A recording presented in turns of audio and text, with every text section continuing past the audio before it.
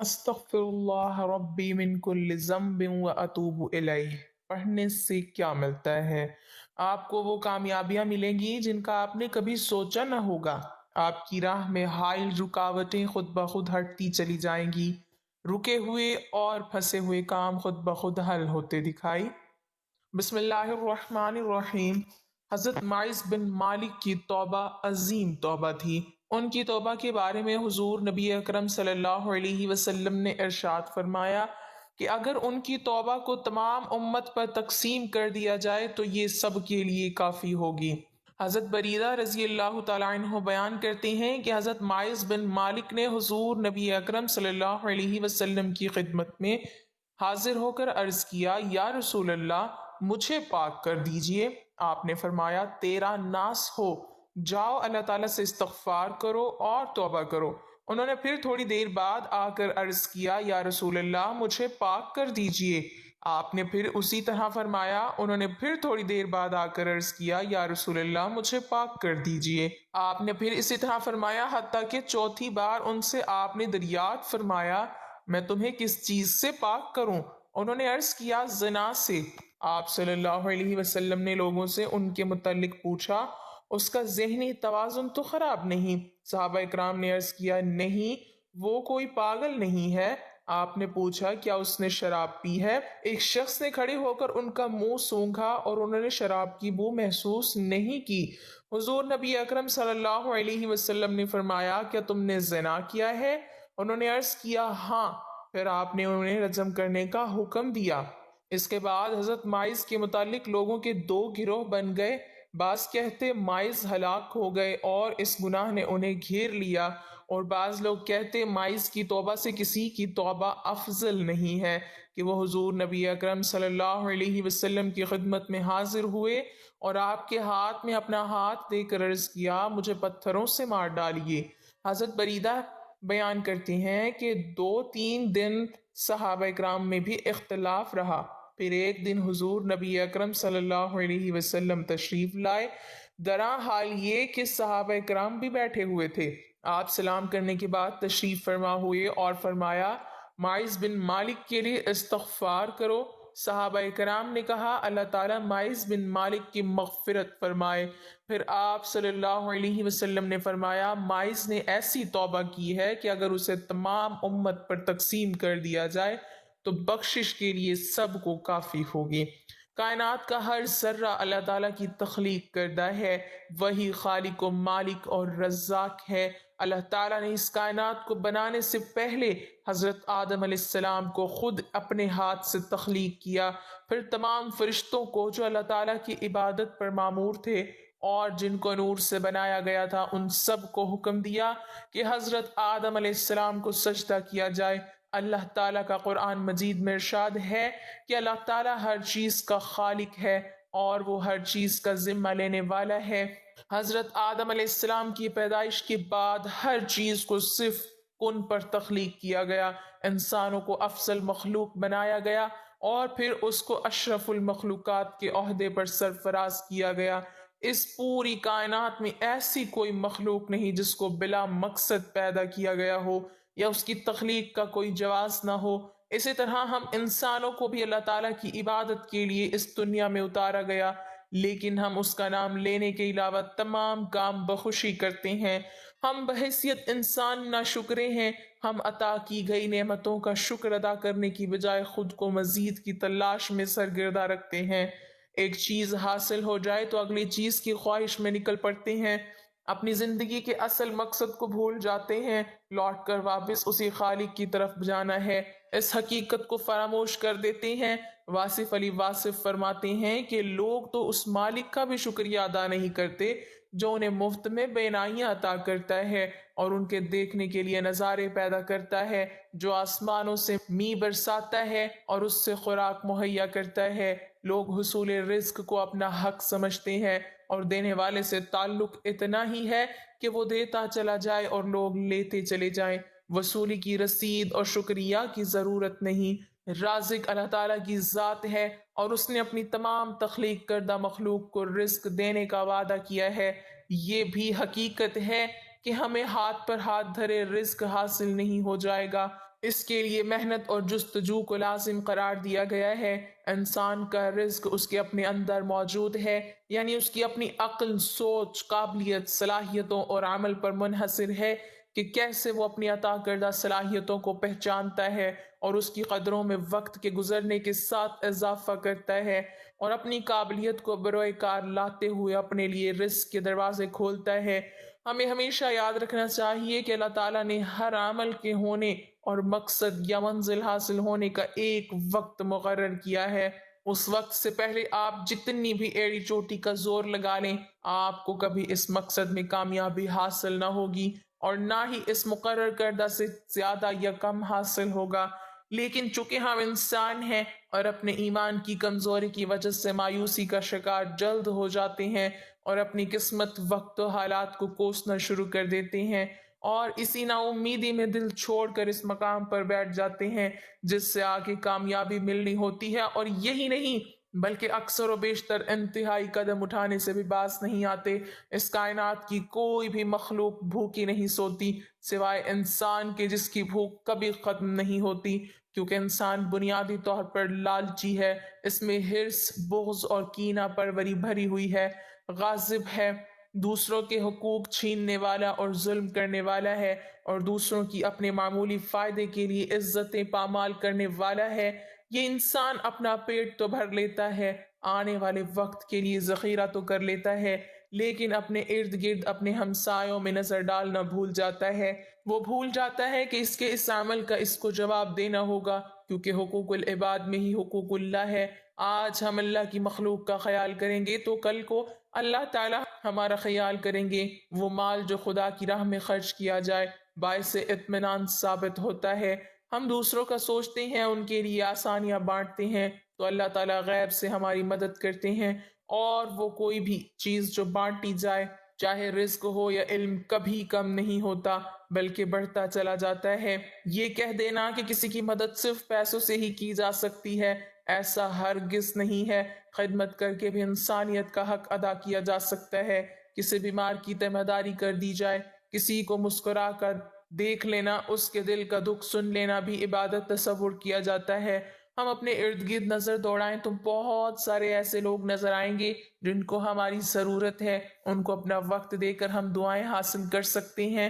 دوسروں کی تکلیف کو اپنی تکلیف سمجھ کر ان کے کام آ کر ہم اپنی آخرت سنوار سکتے ہیں۔ اگر ہم ان چھوٹی چھوٹی باتوں کا خیال کر لیں تو ہم اپنی زندگی کو خوشیوں اور اطمینان سے بھر سکتے ہیں۔ واصف علی واصف فرماتے ہیں کہ سکون حاصل کرنے کا آسان طریقہ یہ ہے کہ انسان سکون کے حصول کی تمنا چھوڑ کر دوسروں کو سکون پہنچانے کی کوشش کرے۔ سکون دینے والے کو ہی سکون ملتا ہے، کسی کا سکون برباد کرنے والا سکون سے محروم رہتا ہے۔ ہمیں زیادہ سے زیادہ حاصل کرنے کا لالچ دل سے نکال کر جو حاصل ہے اس میں خوش ہونے کا ہنر سیکھنا چاہیے، اور بغیر کسی حرص، لالچ اور غرض کے دوسرے لوگوں کے کام آنا چاہیے۔ اسی میں ہماری بھلائی پنہاں ہونے کی علاوہ دل کا سکون موجود ہے۔ کسی کا حق نہیں مارنا چاہیے، کیونکہ اللہ تعالیٰ کی لاٹھی بے آواز ہے۔ ہمیشہ یاد رکھنا چاہیے کہ جو ذات آپ کو نواز سکتی ہے وہ اپنی عنایتیں واپسی بھی لے سکتی ہے۔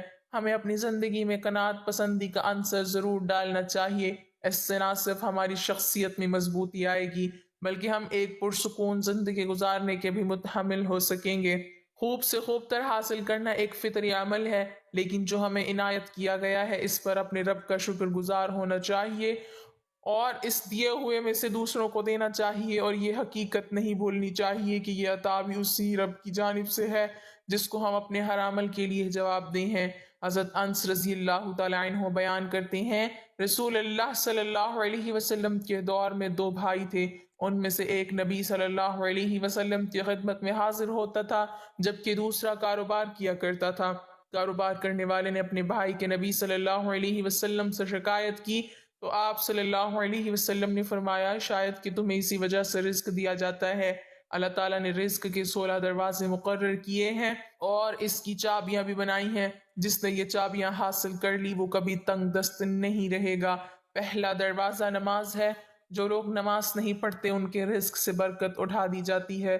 وہ پیسہ ہونے کے باوجود بھی پریشان رہتے ہیں۔ رسول اللہ صلی اللہ علیہ وسلم نے فرمایا جس کی نماز عصر جاتی رہی گویا اس کا گھر بار اور مال لٹ گیا۔ دوسرا دروازہ استغفار ہے۔ جو انسان زیادہ سے زیادہ استغفار کرتا ہے، توبہ کرتا ہے، اس کے رزق میں اضافہ ہوتا جاتا ہے۔ حضرت عبداللہ بن عباس رضی اللہ تعالی عنہ بیان کرتے ہیں کہ رسول اللہ صلی اللہ علیہ وسلم نے فرمایا جس نے استغفار کو لازم کر لیا تو اللہ تعالیٰ اسے ہر غم اور تکلیف سے نجات دے گا اور ہر تنگی سے نکلنے کا راستہ پیدا فرما دے گا۔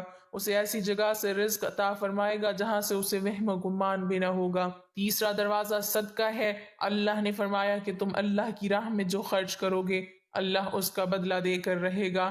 انسان جتنا دوسروں پر خرچ کرے گا اللہ اسے 10 گنا بڑھا کر دے گا۔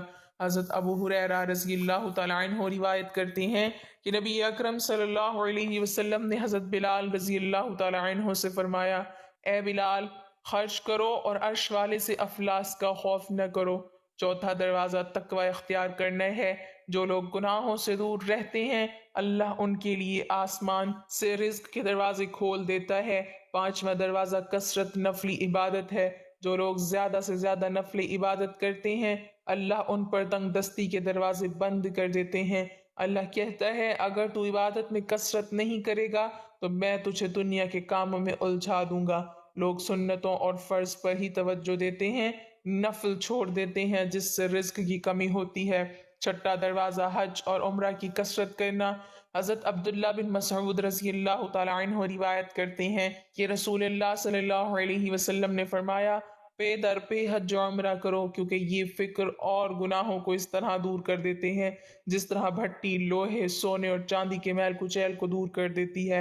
اور حج مبرور یعنی حج مقبول کا بدلہ صرف جنت ہے۔ ساتواں دروازہ رشتہ داروں کے ساتھ اچھے سلوک سے پیش آنا، ایسے رشتہ داروں سے بھی ملتے رہنا جو آپ سے قطع تعلق ہوں۔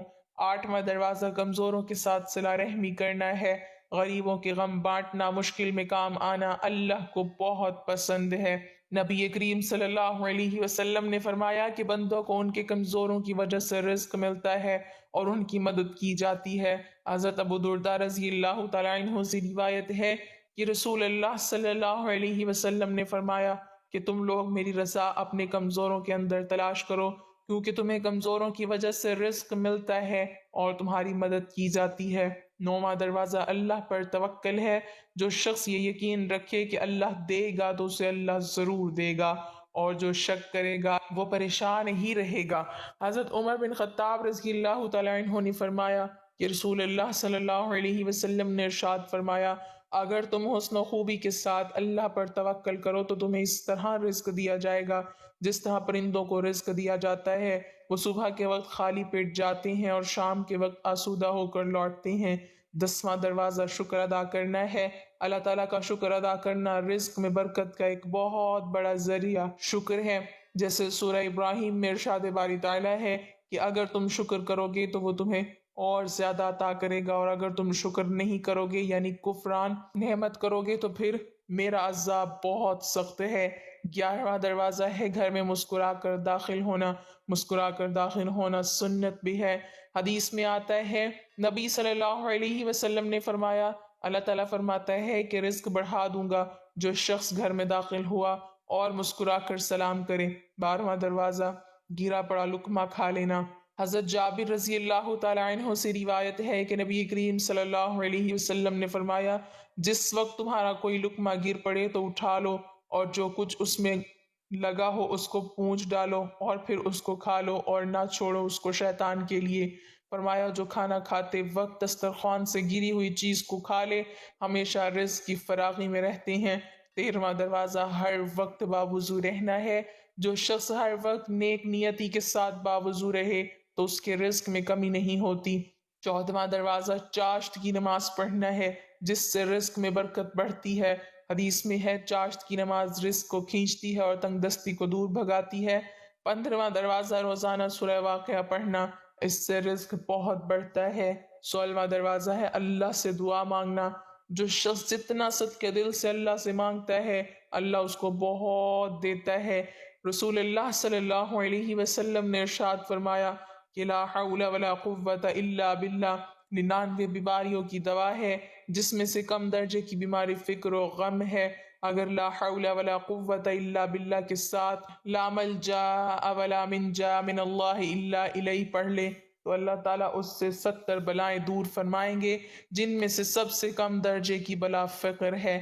حضرت عائشہ رضی اللہ تعالی عنہا سے روایت ہے کہ سورۃ النصر کے نزول کے بعد نبی کریم صلی اللہ علیہ وسلم اپنی ہر نماز کے بعد سبحانک اللہم و بحمدک اللہم اغفر لی یہ پڑھا کرتے تھے، اور قرآن پر عمل کرتے ہوئے اپنے رکوع اور سجود میں کثرت سے سبحانک اللہم و بحمدک اللہم اغفر لی پڑھتے تھے۔